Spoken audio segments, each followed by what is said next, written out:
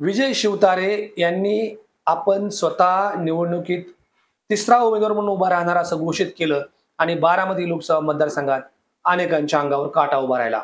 विजय शिवतारे हे कसलेले सेनानी आहेत. त्यांनी आमदारकी पण भूषवली आणि राज्यमंत्रीपद सुद्धा. विजय शिवतारे यांनी अचानकच बारामती लोकसभा मतदारसंघात पवारांच्या विरोधातला उमेदवार अशा स्वरूपाची स्वतःची आखणी करत आपली उमेदवारी जाहीर केली. त्यासाठी त्यांनी गावोगाव दौरेही केले. विजय शिवतारे गेले अनेक महिने बारामती लोकसभा मतदारसंघाच्या विविध भागात दौरे करत होतेच, परंतु आता आपण मुख्यमंत्र्यांनी सांगितले तरी ऐकणार नाही, मात्र आपण या निवडणुकीत उभे राहणारच, आपण मुख्यमंत्र्यांना देखील समजावले आहे, अशा स्वरूपाची चर्चा करताना दिसत होते.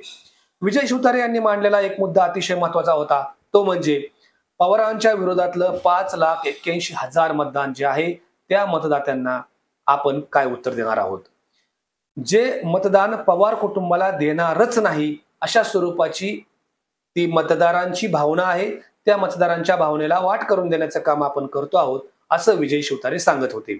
विजय शिवतारे कालपर्यंत माघार घेणार नाही, कुठल्याही परिस्थितीत आपण ही निवडणूक लढवणारच अशा स्वरूपाची ही चर्चा करताना दिसत होते. पिंडीवर बसलेला विंचू अशा शब्दात त्यांनी अजित पवार यांच्यावर टीका केली होती. ही टीका एवढ्या तीव्र टोकाची होती, जेवढी खालच्या दर्जाची होती तेवढीच ती राजकारणातील अतिशय स्पर्धेची आणि राजकारणातील विद्वेषाची होती. त्यामुळे विजय शिवतारे कोणत्याही परिस्थितीत माघार घेणार नाहीत अशा स्वरूपाची चर्चा त्यांचे कार्यकर्ते करताना दिसत होते.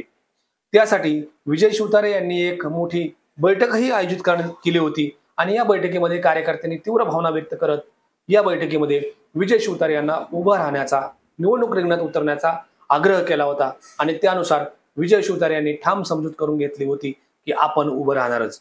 त्यासाठी त्यांनी मोरगावच्या अष्टविनायकातील पहिला गणपती मयुरेश्वर, त्याचबरोबर बारामतीतील पवार कुटुंब ज्या ठिकाणी आपल्या निवडणुकीच्या प्रचाराची सुरुवात करते त्या कनेरी येथील श्री मारुतीरायाचं दर्शन घेऊन, त्याचबरोबर निरानरसिंगपूर येथे दर्शन घेऊन त्यांनी आपल्या या प्रचाराची सुरुवात देखील केली होती.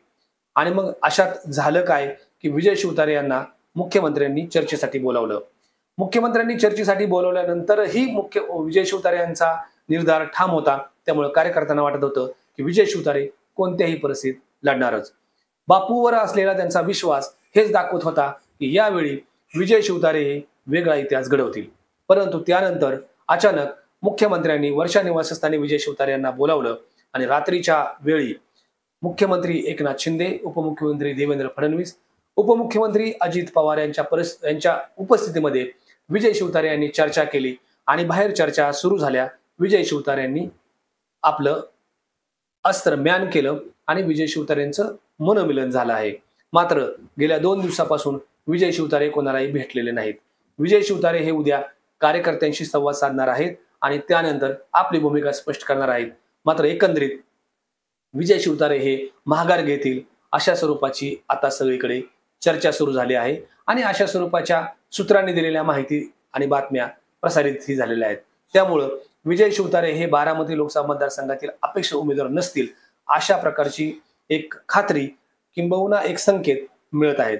खरंच विजय शिवतारे हे माघार घेणार का हा प्रश्न तर उपस्थित होतोच आहे, पण त्याबरोबरच ज्या कार्यकर्त्यांना त्यांनी विश्वासात घेऊन आपण उमेदवारी अर्ज भरणारच आहोत 12 तारखेला अशा स्वरूपाचं ठामपणे सांगितलं होतं, त्या कार्यकर्त्यांना त्यांनी विश्वासात घेतलंय का आणि त्यांना कार्यकर्त्यांना विश्वासात घेऊनच त्यांनी हा निर्णय घेतलाय का हा देखील प्रश्न आहे.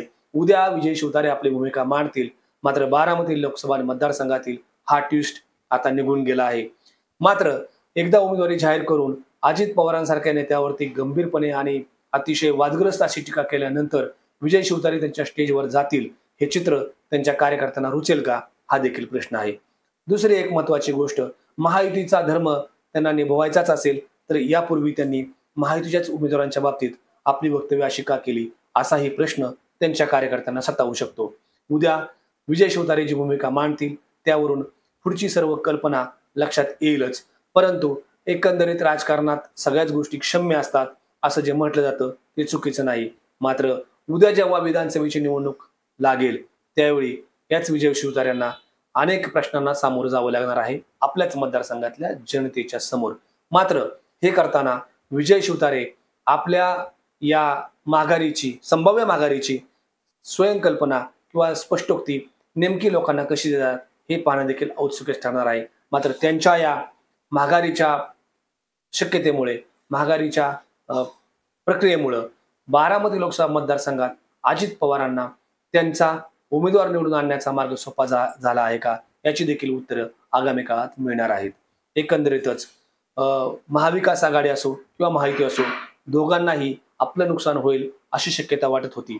कारण महाविकास आघाडीला पुरंदरमध्ये आपल्याला चांगलं मताधिक्य मिळेल अशा स्वरूपाची एक आत्मविश्वास होता. तो विजय शिवतारे यांच्या उमेदवारीच्या घोषणेनंतर तो काहीसा थांबला होता किंवा कमी झाला होता.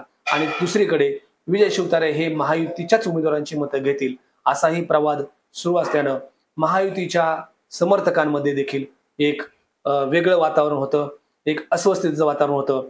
विजय शिवतारे यांच्या माघारीच्या घोषणेमुळे दोघांनाही काही प्रमाणात दिलासा मिळाला आहे. परंतु विजय शिवतारे यांची ही माघारीची घोषणा जेव्हा उद्या होईल तेव्हा विधानसभेच्या त्यांच्या उमेदवारीचं काय किंवा उमेदवारीच्या वेळी त्यांना कोणत्या संकटाला सामोरं जावं लागेल याची देखील पुसटशी चर्चा त्यांच्या मतदारसंघातच सुरू आहे. हा वेब एक्सप्लेनर तुम्हाला कसा वाटला हे कमेंट बॉक्समध्ये आवर्जून सांगा. तोपर्यंत धन्यवाद.